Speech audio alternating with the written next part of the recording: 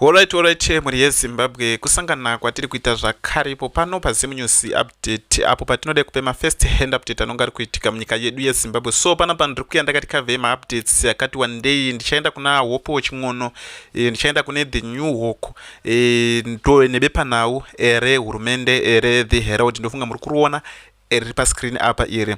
So nawe tinayo muri yeZimbabwe ndepower struggle ndo huru yatauya nayo iri ku bepanhau re-The New Hawk. Tobva tazouya iri kuna Hope weching'ono yekutoti no that 22 years ingakwanisa kurana here that 7 maproperty anowitha 7 million muri yeZimbabwe. Chinova chiri chiratidzo chinoratidza kuti zvinhu hazvina kutombomira zvakanaka. So tiri kuona pakati pavice president Kototino Chiwenga naVamnangagwa patori nepower struggle imwe nisinotombomira zvakanaka sezvo zvetiri kuziva kuti zvavakataurana muna 2017 painauguration hazvisiridzo zvakuitika after 2023 until now 2026, but tiri kuona kuti kubva muna 2018 up to 2023 zvinhu zvainge zvichifamba mune zvakanaka, but now tiri kuona kuti zvinhu hazvichafambi zvakanaka. So tirakuenda kune The New Hawk, but tiri kuona kuti ana vice president Kototino Chiwenga naKembo Mohadi wasvika parufaro stadium kudefense sort of like inonzi defense force day nezuro yange heroes, saka nhasi inonge iri defense force day. Vice president Dr. Kototino Chiwenga and Dr. Kembo Mohadi have arrived at Rufaro Stadium for the Zimbabwe Defense Forces Day celebration. So tira kuti tiende kune The New Hawk, tisatenda kune The New Hawk regedzai titange kuenda kuna Hope weching'ono toona kuti zvakamira sei muri yeZimbabwe. Regedzai tidai so titange kuverenga because tiri kuona kuti dzimba idzodzo tironzi dzitori nemastreets nemachichi zvinhu zvakatosiyana siyana. Ndofunga mukona tsamba zacho dzitori apa idzi muri yeZimbabwe. So tiri kuona panapa the big journalist Hope weching'ono ari kuedza taura nhaurwa yemukadzi waCollen wechitu akazoonekwa aine madrugs uyu muri yeZimbabwe. So ari kunzi ari kusungiswa namai Auxilia Mnangagwa mushure mekunge angatora mari yemwana wavo. So tiri kuona panapa pakanyorwa kunzi if this is true, then it is truly shocking. Only in Zimbabwe could a 22 years old side chick of the president's son end up with properties reportedly worth around 7 million, with no traceable sources of income to explain such wealth, and no evidence present that taxes were paid to the Zimbabwe Revenue Authority ZIMRA, yet nothing happens. The only reason the public is apparently learned about this extraordinary accumulation of property is because she has been caught up in a fight involving members of the president family. Otherwise we might never have known about it. Now the critical thinking question Zimbabweans should be asking is if a 22 years old outsider allegedly connected to the president's son can accumulate properties worth around 7 million without any public non-business empire or income streams capable of muri yeZimbabwe zvemunomu zvingatonzi source of income iri kana kuti mataxes kana kuti zvafanana kana chivhayo chaicho ambori ne sort of like iri kana kambani kana chii hatorina kana chadoro nacho, but anonga ari kutogodini aloka zvakutoka dekwa kunonzi dzimwe nyika ngade akasotreswa kudara akasozvimira zvinhu zvaari kuita izvi because tiri kuona kuti zvinhu zvinomira zvakanaka. So tira kuti tinge tichiverenga panapa nhaurwa yepower struggle. Ndofunga tiri kuona ine 2 hours yaiswa The News Hawk ndo vaisa that sort of like regedzai tione panapa pakanyorwa kunzi Mnangagwa and Chiwenga power struggle, who holds the military balance of forces as Zimbabwe celebrated Defense Forces Day today after Heroes Acre yesterday. One of the most critical issues which needs close examination and analysis is the military balance of force between President Emerson Mnangagwa and Vice President Kototino Chiwenga, as it is a huge bearing of the matrix of power in the ZANU-PF leadership succession issue. Zimbabwe political architects rates of a dual foundation of military influence and party hegemony. Tiri kuona panapa ndo zvimwe zvezvinhu zviri kuitika mhuri yezimbabwe ende zviri kutoitika hazvitombodi kana scientist kana chii kuti anga achizoona. At the center of the structures is the uneasy power sharing between Mnangagwa and Chiwenga, who have been struggling against each other to control the levels of state power and to outmaneuver one another on succession. Where Mnangagwa commands the party structures, constitutional authorities of the state and instrument of power, Chiwenga holds deep root historical loyalty within the armed forces. The military, despite the recent constitutional amendment, Bill number 3, that confirmed them to the barracks, is still power brokers.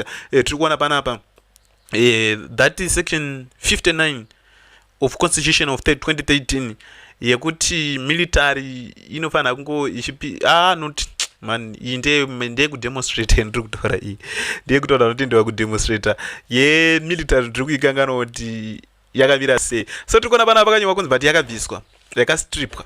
So tikona pana pakanyorwa kunzi where Mnangagwa command the party structures, the constitutional authorities of the state and the instrument of power, Chiwenga holds deep root to historical loyalty with the armed forces. The military, despite the recent constitutional amendment that confirmed then to the barracks, is still the power brokers. The army is still the kingmaker. The dynamic creates and delicate internal balance of the power between Mnangagwa and Chiwenga. Before the current political power struggle and renewed succession constitution, Mnangagwa and Chiwenga joins force to oust the late former president Robert Mugabe from power in a coup in 2017. Mugabe has been in power for 37 years and in charge of ZANU-PF for 40 years. Ndofunga turi kuona mhuri yeZimbabwe izvi ndofunga history yese munhu anoiziva, but nyaya huru yatatinayo ndeyei power struggle iri pakati pavice president Constantino Chiwenga napresident Emerson Mnangagwa. Zvinhu hazvina kumira zvakanaka mhuri yeZimbabwe. Ndofunga tiri kuona ndi the VP Chiwenga navaMnangagwa ava navaMugabe. Ndofunga tiri kuona panapa zvinhu hazvina kumira zvakanaka, zvinhu zviri kuboila mhuri yeZimbabwe, especially kuhwandirana chaiko kuhwandirana mukuona suti yakapfekwa pazhii chimwe dai anga ari president ana kembo muhadha wakatorowa futi mabullet zvato zvekuhwandirana. VP Chiwenga ndasina kutorwa bullet proof. Mukuona VP wakembo muhadha ndofunga muri kuona picture yawe wakembo muhadha ndofunga muri kuona mabullet proof ese kuti takara suti yaine chifo kona baba pakaipa wari kuhwandirana zvekuhwandirana zvezvezvo atinyatsi kuziva kuti zvinhu zvacho zviri kunyatsa kumbofamba sei. So tira kuti tiende kune dzimwe nhau dzitinadzo pano tinge tichikuratidzai kuti chii chiri kunyatsa kumboitika. Ndofunga tiri kuona ndo zviri kuitika izvi kuheroes. Rekedzai timonzo bijana.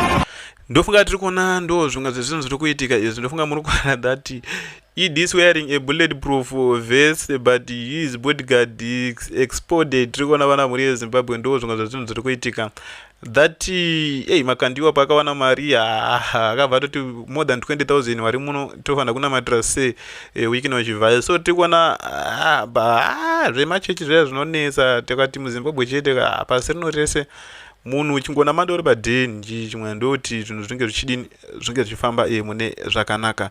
So takumbotimboone kuti vanhu vane miono ipi nenhau yemabullet proof ari kurohwana napresident Emerson Mnangagwa. Mukuona hai zvazonyanya mhuri yeZimbabwe. Tomboona vamwe vanhu vakapfeka but izvi zvapama1 is that bulletproof vest. Tiri kuona panapa une chokwadi nezvauri kutaura here young man. Tiri kuona panapa chero mutoilet nebulletproof 166 open issues, 71 contributors last week. Ndiyadviwana kuti advita izvo zvavo ndakuona meona iwe hauzive mbavha inotya kubirwa.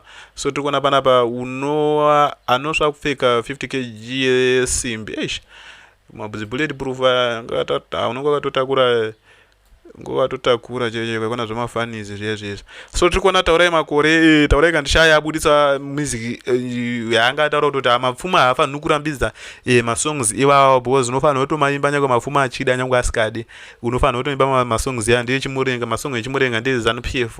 Ndo zviri kuti taona taurai kandishaya tisikazive kuti nhahwa yacho ichange yakamira sei, but ndo mashoko ainge achitaurwa mhuri yeZimbabwe. So tiri kuona why Mnangagwa's sons observes with project. Tiri kuona ndo munhu ari kunzi ane mauya no weather about sort of like 7 million. Uyu ndi Collins Mnangagwa uyu. Tiri kuona panapa ameno kuti anga torino anongotorera wafana mwana wacho yakambotorerwa stana, mwana wacho akazombodini zvinhu zvacho hazvinyasi ana pokelo wakambotorerwa na stana na chichi chimwe. So ndofunga muri kuona mapostori for ED mapostori kune kwesanga ariko kwesanga kadira kazara cheche kwaikona zvemafanizi kuheroes eka uko kwakuine mapostori chimwe.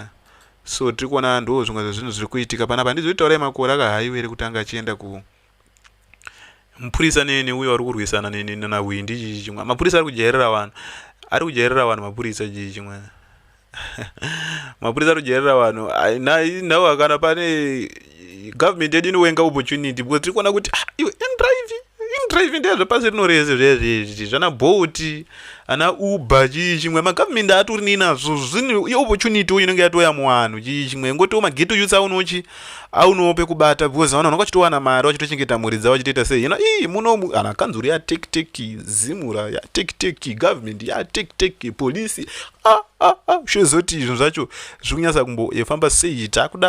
Taakuda kuti register kanzuro iitwe maplace number waiti paite defensive paite chichi paite unoshuya zote unotopaka muZimbabwe unotopaka kutowenga opportunity ngokwa. Saka ZANU-PF haina mhosva but dai yanga ida kana kuti mutungamiriri cheche anonyasa kuziva kuti zvinhu zvakanyasa kumbomira sei.